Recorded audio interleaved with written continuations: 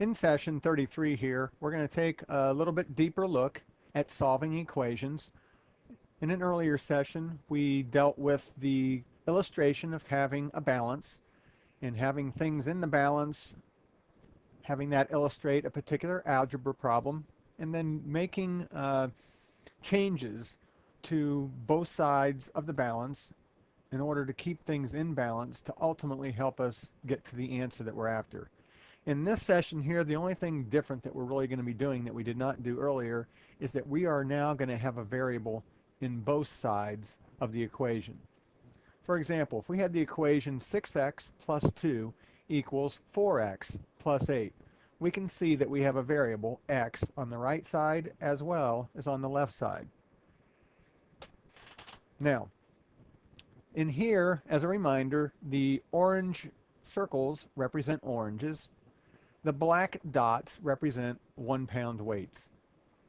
So what we have illustrated over here on the left side of the balance, we have 6 oranges, or I believe the previous one was actually pumpkins, 6 pumpkins, 2 1 pound weights, and that equals, or it balances with, 4 pumpkins and 8 1 pound weights. That's what our 6x plus 2 equals 4x plus 8 is now represented with.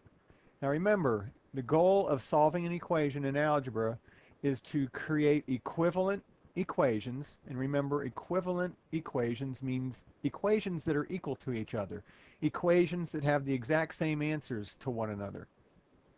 But as we create these equivalent equations, we're working closer and closer to getting to the place where we have the variable all by itself on one side of the equation, whether it be on the left side or on the right side. Well, once again here, the variable is representing our pumpkins. So our goal here is to get the pumpkins as a single pumpkin all by itself, either on the left or on the right side. So let's take a look here at a little bit of a strategy. We have 4 x's on the right side, we have 6 x's on the left. Which of these two sides has the bigger amount? Well, this one does. This is where we have our 6 x's. So what we'll probably do then is keep the 6x over here, but now what we need to do is remove the 4x that is on the right-hand side of the equation. So how can we remove 4x from this side of the equation and yet still keep the left-hand side in balance with it? Well, to keep the left-hand side in balance with the right-hand side, whatever we do to the right-hand side, we have to do the same thing to the left.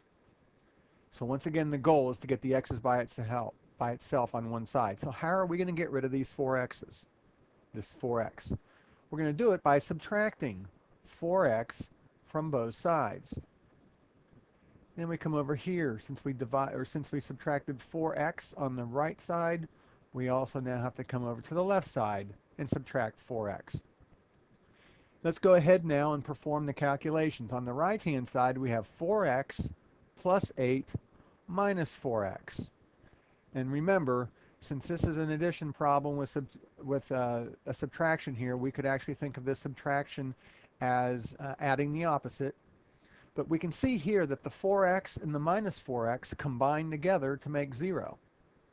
So 4x plus 8 minus 4x is going to be the same thing as 0 plus 8. Well, what is 0 plus 8? Well, it's just simply 8. So after we subtracted 4x on the right-hand side, we're left with just 8. Now let's come to the left-hand side. We have 6x plus 2 minus 4x. Well, what is 6x plus 2 minus the 4x? Well, look at the x's first. What's 6x minus 4x? Well, 6x minus 4x is 2x. Now, is anything being added or subtracted from the 2? No. So what we're left with is a plus 2. 6x plus 2 minus 4x is 2x plus 2.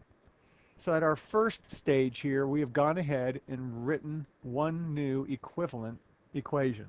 2x plus 2 equal to 8 has the same value, the same equality to it that 6x plus 2 equals 4x plus 8 does. These two are equivalent equations. However, we're not to the point yet where we have x by itself. So take a look now. X is on the left-hand side, and it's being multiplied by 2. What else is happening with the x term? Well, the x is being multiplied by 2, so this 2x together is called a term. What else is happening with the 2x on the same side of the equation that it's on? Well, it's being added to a 2. So to get the x's by itself, we're also going to have to remove the other operations that are going on with the x that are on the same side of the equation. So how are we going to get rid of adding 2? We have to go back to your inverses from a little bit. What undoes addition? What is the inverse of addition? Well, it's subtraction. So for us to get rid of plus 2, what do we have to do to this side of the equation? What's the inverse? Subtracting 2. Well, once again, if we do it to the left-hand side, we have to do the same thing to the right-hand side. So we are now going to subtract 2 from both sides. Well, what is 2x plus 2 minus 2? Well, this plus 2 and minus 2 cancel each other out. They make a 0. So what's 2x plus 0? 2x plus 0 is just 2x. That's our left side. Our right side is now 8 minus 2. Well, that's 6. So we have now created another equivalent equation. 2x equals 6 is equivalent to 2x plus 2 equals 8, which is equivalent to 6x plus 2 equals 4x plus 8. They don't look the same, but they're equivalent. Whatever answers we're going to find to this first problem up here are going to be the same answers that work in this equation here. But as you can see, as we've created these equivalent equations, we're getting closer and closer to the x being by itself. Now, what's going on with the x? X is on one side of the equation, but there's an operation going on with x. X is not by itself yet. It's being multiplied by 2. So how do we undo multiplication? What's the inverse of multiplication? Well, the inverse of multiplication is division. So what do we need to do? We need to now divide both sides by 2. So I'm going to rewrite this because of the line that's above here. We're going to have 2x here equals 6. So I've just simply rewritten this again. Now to divide the left side by 2, we draw our fraction bar and put a 2 down there in the denominator, because remember, fractions are just another way of displaying division. If we divide the left side by 2, what do we have to do to the right side? Well, we have to divide it by 2 as well. Now let's go ahead and calculate this out. What is 2 times x divided by 2 going to be? Well, you should be able to see that it's going to leave you with just x. Because if you have an x and then you multiply it by 2 and then you turn around and take that answer and divide it by 2, that division by 2 just undid your multiplication by 2. So what you're left with, 2 divided by 2 is 1. So what you're really left with there is x times 1. Well, what is x times 1? It's just x. Because remember, any number times 1 is itself. So the left side of our equation now, 2x over 2, has now been rewritten and reduced or simplified to just x. What about the right side of the equation? What's 6 divided by 2? Well, 6 divided by 2 is 3. Are we at the point now where x is all by itself on one side of the equation? Yes. Then you go to the right-hand side of the equation to find your answer. What's the answer here? X is equal to 3. Now, to double check to see if we performed our algebra correctly, we take our answer and put it back into the original formula here and see if it works. X equals to 3.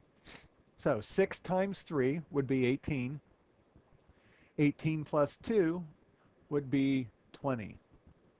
If we put a 3 in here, 4 times 3 is 12, and 12 plus 8 is 20. Does 20 equal 20? Yes, it does. So this problem here, or this solution of x equal to 3, is the solution to this problem here. Now, let's go ahead and use the picture here to represent what we did at each stage. We started off with 6x plus 2 equals 4x plus 8. And what was the first thing we did? We subtracted 4x from both sides. So what I'm going to do here is come down and cross out 4 of our pumpkins here, because remember, that's what the x represents. It's our pumpkins. We don't know the weight of the pumpkins yet, but it represents the pumpkins. I've subtracted 4 of them from the left side, so I have to go over to the right side and do the same thing. So I'm going to cross out those 4 pumpkins. Now, at the end of subtracting, what are we left with? Well, on the left-hand side, we're left 2 pumpkins, which is 2x, plus 2 1-pound weights, which would be plus 2. So on the left-hand side, we're left with 2x plus 2, which is what we've got going right here. On the right-hand side, we don't have any pumpkins left, but we have 8 1-pound weights. So on the right-hand side, we now have just an 8.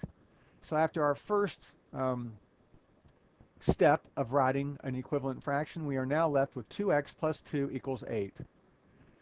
What's our next step here? Well, our next step was to subtract 2 1-pound weights, or 2, from both sides.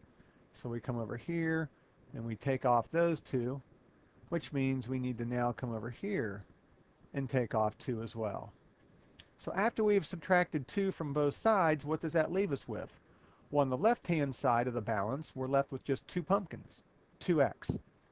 There's our 2x. That's what we're left with on the left side. On the right side, there are no pumpkins, and there are 6 1-pound weights, which is just 6. And that's what we have here on the right-hand side. That leaves us then 2x equals 6. Our last stage here, our last step to get the x by itself, was to divide both sides by 2. Well, if you start off with 2 pumpkins and divide it by 2, how many pumpkins do you have left? You have just 1 left. And so I'm going to erase that 1 to show us that we have the 1 left. Well, if we divide this side by 2, we got to divide this side by 2. Well, what is 6 1-pound weights divided by 2? 3. So we got to erase 3 of these weights here, which now leave us with 3. So at this stage here, x equals to 3 on the right. That is visually represented over here. 1 pumpkin, x, equals 3 1-pound weights. So each pumpkin here, remember the pumpkins are all equal in size and weight. Each pumpkin weighs 3 pounds. Quickly, we're going to take a look at this algebra problem here and then move on to our review, and that'll be it for this particular session. 7x minus 4 equals 3x plus 12. Step 1. We want to get the x's by itself, and we are not going to be using any scales to illustrate what's going on here. We're going to do it without the scale. Which side has the bigger x's on it? You have positive 7x here and positive 3x here. This is your bigger one, so that's where you want to leave your x's, probably. Leave it on the bigger side. So we need to get rid of the 3x here on the right-hand side, because remember, we're trying to get the x's all by itself on one side of the equation. What is 7x minus 4 minus 3x? Well, think of the 7x minus 3x first. What's 7x minus 3x? 4x. And then you're just left with a minus 4. 4x minus 4 on the left. What about on the right? What's 3x plus 12 minus 3x? Well, the 3x minus the 3x is going to be 0x. 0x is just the same thing as 0, because 0 times any number is 0. Well, what's 0 plus 12? 12. So after our first step, we now have an equivalent equation of 4x minus 4 equals 12. Next step, we're still trying to get the x's by itself, the x term by itself.